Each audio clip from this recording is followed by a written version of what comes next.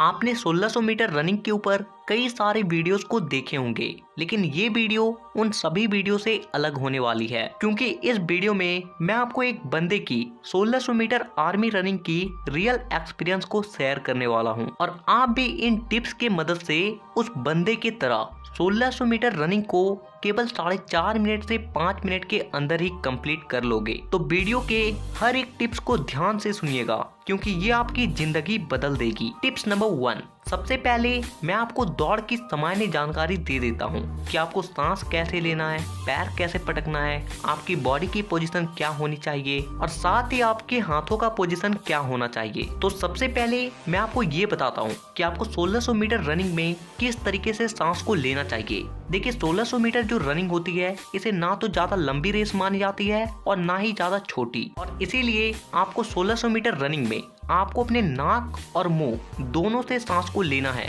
लेकिन कैसे लेना है उसे ध्यान से सुनो। आपको अपने नाक से 70% सांस को लेना है और 70% सांस को छोड़ना है, और बाकी का जो 30% है वो आपको अपने मुंह से लेना है और छोड़ना है। अगर आप इस तरीके से सांस को लेते हो तो आप 1600 मीटर रनिंग को फुल स्टेमिना के साथ दौड़ पाओगे। आप में से बहुत से लोग गलती क्या करते हैं कि जब आप लोगों को कह दिया जाता है कि आपको अपने मुंह और नाक दोनों से सांस को लेना है, तो आप में से अधिकांश लोग अपने मुंह से ज्यादा सांस लेते हैं और नाक से कम, और इससे होता क्या है कि आपकी सांसें जल्दी फूलने लगती है, आपका बॉडी जल्दी थक जाता है और आपकी स्टेमिना लेवल काफी जल्दी ही कम हो जाती है, और जिससे आप 1600 मीटर रनिंग को सही समय पर कंप्लीट नहीं कर पाते हो। इसलिए ध्यान रहे कि आपको अपने नाक से 70% सांस लेना है और 30% अपने मुंह से, यानी कि मुंह सिर्फ आपका सपोर्ट के लिए होगा, आपको मुंह से सांस नहीं लेना है, आपका मुंह सिर्फ सपोर्ट के लिए है। अब बात करते हैं कि आपको पैरों को कैसे पटकना है,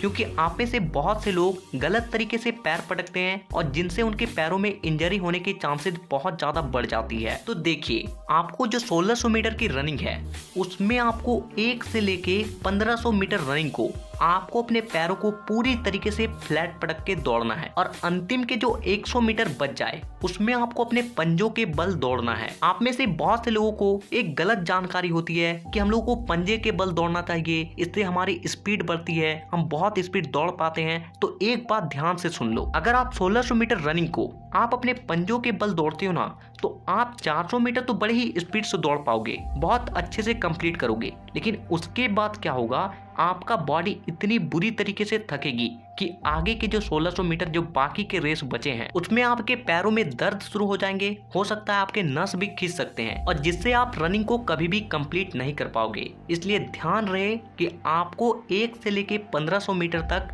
फ्लैट पैर पटक कर दौड़ना है, क्योंकि जब आप फ्लैट पटक कर दौड़ते हो ना, तो आपके पूरे बॉडी वेट का जो प्रभाव होता है आपके घुटनों पे कम जाती है। पैर फ्लैट होने की वजह से आपका जो फोर्स होता है वो चारों तरफ फैल जाती है। और एक बात जो आपको ध्यान देना चाहिए कि आपको अपने पैरों को जोर जोर से नहीं पटकना है, आप अपने पैरों को ऐसे पटकें जैसे पटकने का जो आवाज हो वो ना के बराबर आपके पैरों से आए। इसलिए ध्यान रखें और अपने पैरों को पूरी तरीके से स्मूथली लैंड करें। अब बात करते हैं कि आपके बॉडी का पोजीशन क्या होना चाहिए, क्योंकि आप में से बहुत से लोग कोई बहुत ज्यादा झुक कर दौड़ने लगते हैं, तो कोई अपने सीने को बाहर कर देंगे और फिर रनिंग करते हैं। तो देखो भाई, ये रनिंग करने का पूरी तरीके से गलत तरीका है। आपको रनिंग करते वक्त ना ही ज्यादा आगे झुकना है और ना ही आपको ज्यादा पीछे झुकना है, बल्कि आप कोशिश करें कि आगे की ओर कम से कम 15 डिग्री, ज्यादा नहीं 15 डिग्री तक आगे झुककर दौड़ना है। और ऐसा इसलिए क्योंकि जब आप थोड़ा सा आगे झुककर दौड़ते हो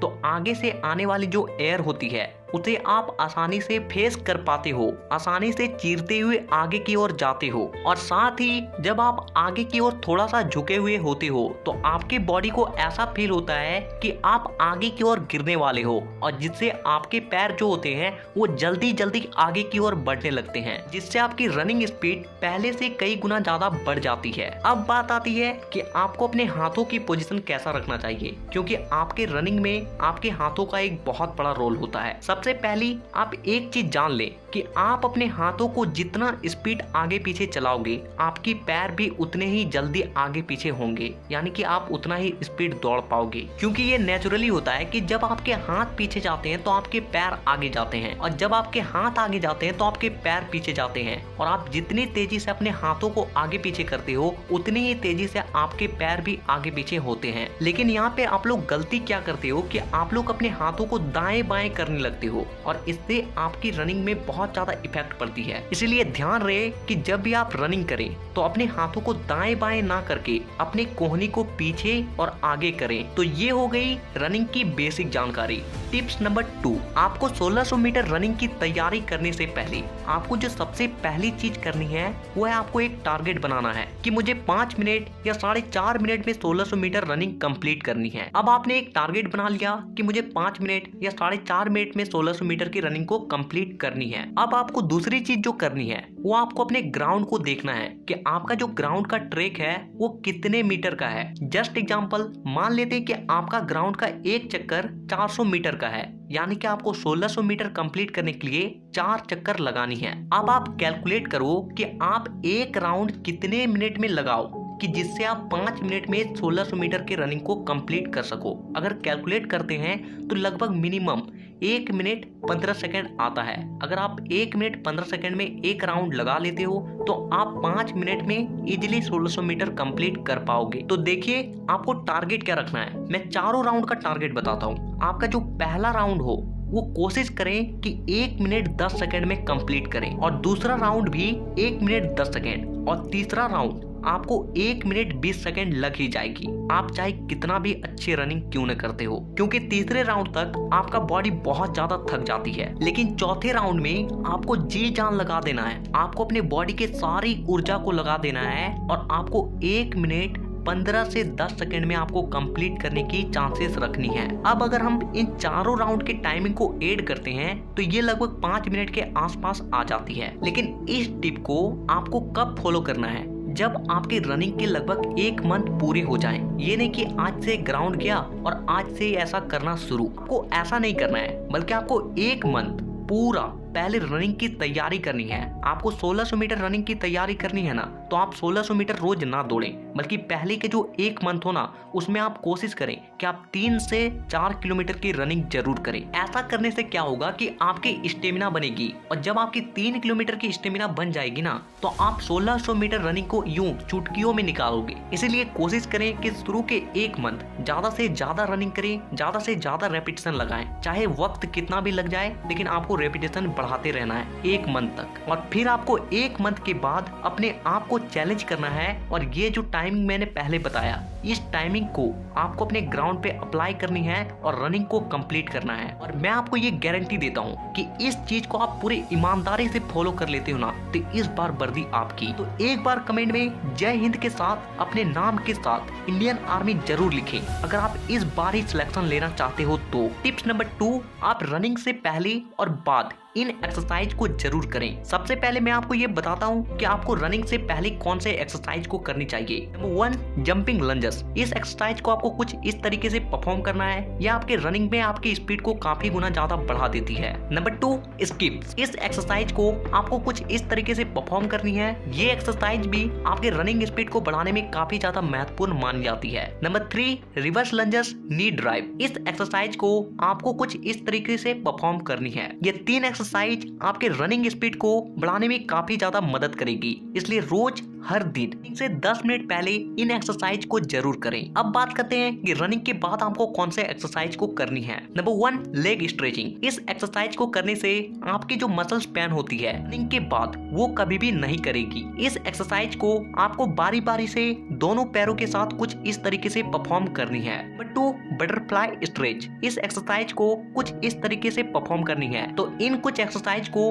आपको रनिंग के बाद और पहले जरूर करनी है। इससे आपकी रनिंग स्पीड भी बढ़ेगी और साथ ही साथ रनिंग के वक्त जो आपकी बॉडी में पेन होती है, आपके पैरों में पेन होती है, वो कभी भी नहीं होगी। Tips number 4, diet. आपका खान पान आपके रनिंग में बहुत महत्वपूर्ण भूमिका निभाती है, क्योंकि आप जो खाते हो उसी से आपको एनर्जी मिलती है और आप उसी एनर्जी से दौड़ते हो। तो मैं आपको कुछ चीजों का नाम बताता हूँ जिसे आप अगर फॉलो करते हो तो इससे आपकी रनिंग करने में बहुत ज्यादा मदद करेगी। सबसे पहली चीज, ज्यादा से ज्यादा पानी पिए। ज्यादा पानी पीने से आपके जो सेल्स होते हैं वो अच्छे तरीके से हाइड्रेट होते हैं और जिससे आपकी बॉडी में फुर्ती आती है और आप बड़े ही आसानी से रनिंग कर पाते हो। दूसरी चीज जो लेनी है वो है चना, कच्चे चने और गुड़। ये डाइट भले ही पुराना है लेकिन सबसे काम की डाइट है। चना आपके बॉडी में बहुत ज्यादा प्रोटीन देती है और साथ ही साथ इसमें कुछ ऐसे पोषक तत्व होते हैं जो आपके रनिंग इंक्रीज करने में बहुत काम आती है। और गुड़ आपके बॉडी के इंटरनल पार्ट को प्यूरिफाई करती है और जिससे आपके बॉडी में अलग ही फुर्ती आती है, अलग ही एनर्जी आती है। तीसरी चीज जो लेनी है वो है बीट यानी कि सलजम। सलजम में विटामिन सी और विटामिन ए की भरपूर मात्रा होती है जो आपके बॉडी से आलस को दूर करती है और स्टेमिना को बढ़ाती है। चौथी चीज जो लेनी है वो है हनी यानी कि शहद। शहद के बहुत कम मात्रा में ही बहुत अधिक कैलोरी पाई जाती है और इसीलिए ये रनिंग के लिए सबसे बेस्ट डाइट मानी जाती है। पांचवी चीज जो लेनी है वो है सोयाबीन बीज। आप कम से कम, ज्यादा नहीं, 20 से 30 ग्राम सोयाबीन बीज फुलाकर जरूर खाएं हर दिन जब आप रनिंग कर रहे हो। तो नीचे कमेंट में ये जरूर बताएं कि आप नेक्स्ट वीडियो किस टॉपिक पर देखना चाहते हो। और अगर आपका कोई भी क्वेश्चन है तो नीचे डिस्क्रिप्शन में हमारे इंस्टाग्राम आईडी का लिंक है, आप वहां से हमें पूछ सकते हो। इसी तरह के और भी वीडियोस को देखने के लिए चैनल को सब्सक्राइब करके बेल आइकन को दबाना बिल्कुल भी ना भूलें। तो वीडियो देखने के लिए दिल से धन्यवाद। मिलते हैं एक इंफॉर्मेटिव वीडियो के साथ।